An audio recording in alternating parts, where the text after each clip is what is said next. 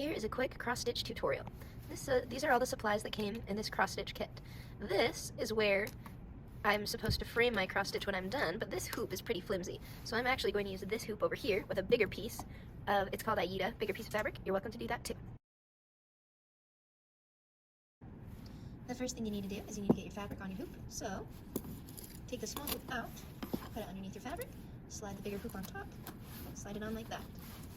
Make sure it's nice and tight. You can make it tighter or looser by using this screw right up here.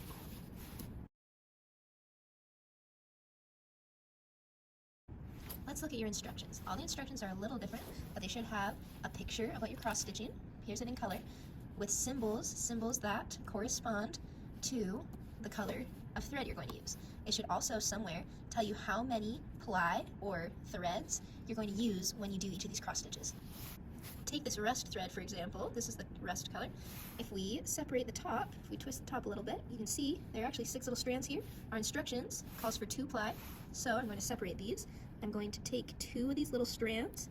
That's just 1, so here's 1 more. Okay, now I have 2 here and 4 on the other side. I'm going to separate these by pulling them, or sometimes I like to pull them apart and then take my finger to separate the other side. But either way, separate it however you need to until you just have these 2.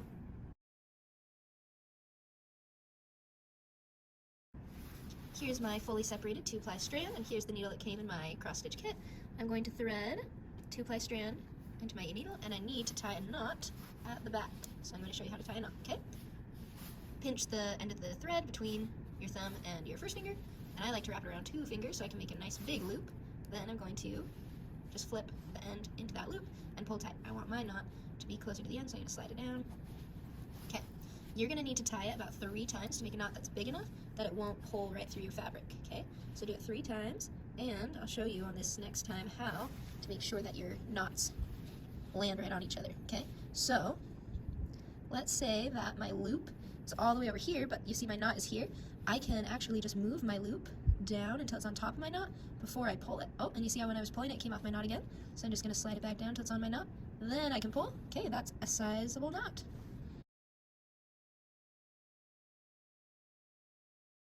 Quick tip, pinch the end of your needle so you don't lose your thread when you're pulling the needle through the fabric. Now that my needle is threaded and the knot has been tied at the back, it's time to actually cross stitch. Take a look at your pattern, decide what section you want to start. I'm using rust, so the symbol is a 3. I think I want to start on the crown of his head. I'm going to work from the top down, basically. So you always start with the knot in the back, okay? Since I'm starting kind of at the top, I'm going to start towards the top of my hoop right here. I'm just going to pull from the back to the front, and I pull until my knot is tight, okay? You don't want any loose threads. Pull it all the way tight. Alright. Now, I need to look, I need to count. I'm doing this top row right here. 1, 2, 3, 4, 5. There are 5 of these little 3 symbols here. So I know I need to do 5 X's, 5 crosses, okay? This is how you do it.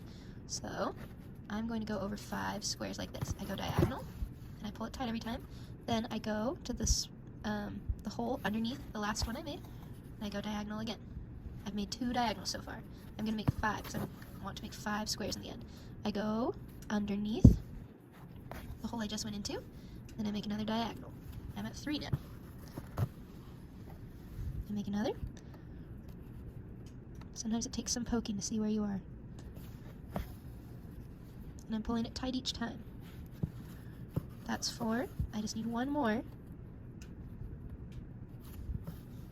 Okay, I've started 5 X's, and that is how many I need to make this first row, right?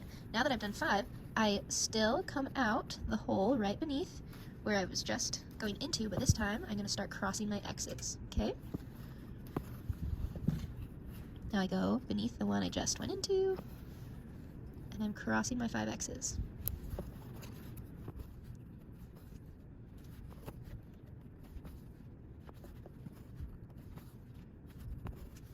Okay, I just did that first line of this rust color on top of his head. So something that helps me is I'll take a pen or a pencil and cross off the line I already did.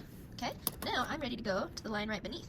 I can see that I have a 3 underneath it, but I also have a 3 to the side. So I am going to start over 1 square from where I started last time, right here, and And then I'm going to do the same thing again, but I need to count. How many am I doing this time? 1, 2, 3, 4, 5, 6, 7, 8. Okay, I need to count 8 this time.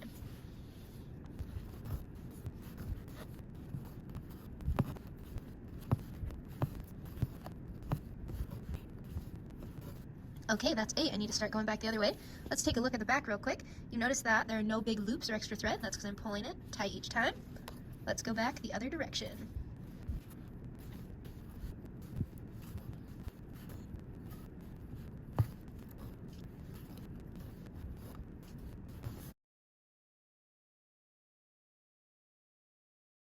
Okay, that's my other line. So I just crossed this out because I just finished it. Let's pretend that I'm all done with any of the rest that I need to do in this section, or I've run out, my thread is getting short, so I need to switch out for a new thread.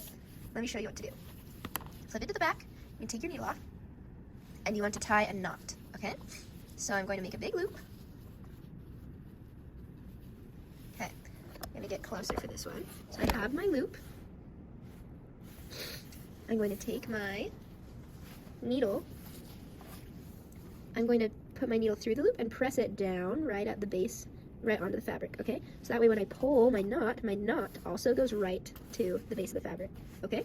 Let me show you one more time. I make a big loop, okay? I am holding the end right here, but I take my needle and I stick it through the actual loop, and then I just put my needle down on the fabric and I pull. So then that keeps the loop, come here loop, come back. Okay, the loop is still there, we're good. So I slide the loop down, sliding it down, okay, good, until it's right at the base. We want it as close to the fabric as possible. All right, so then I could just snip that and either get more of this color if I needed it or start on a new color.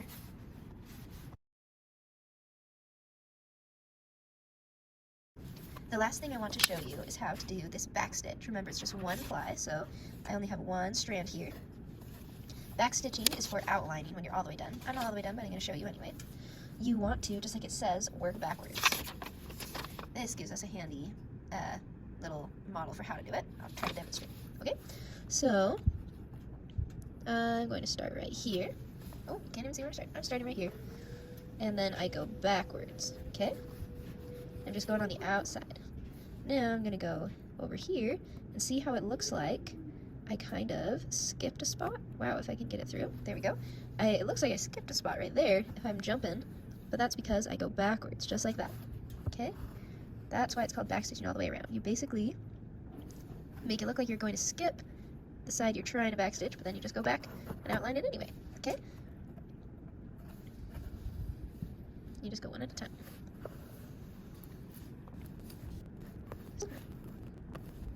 Okay, and that's how you outline it, and you would finish it just the same.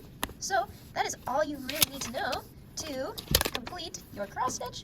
Hopefully it'll turn out as cute as this, and then when you're all done, you can take it out of this frame, put it in this cutie one, glue the back on, and you're all good.